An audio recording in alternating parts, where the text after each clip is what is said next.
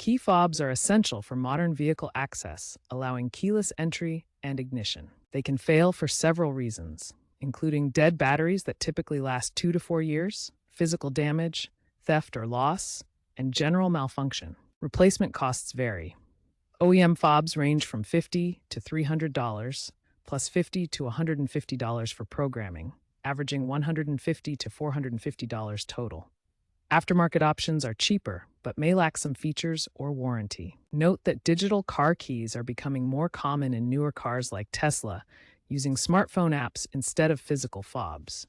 First, gather a compatible key fob, a small screwdriver, and a fresh CR2032 battery. If locked out of your vehicle, use a spare key or call a locksmith for assistance.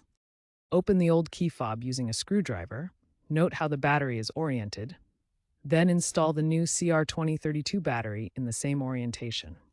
For programming, follow the manufacturer-specific steps in your owner's manual. Newer vehicles may require an OBD2 scanner. Test the new key fob by locking and unlocking the doors, and testing remote start if your vehicle has that feature.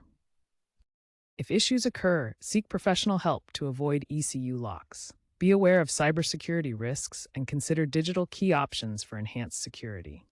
Always consult your vehicle's manual or a professional, as DIY success rates vary by vehicle model and year.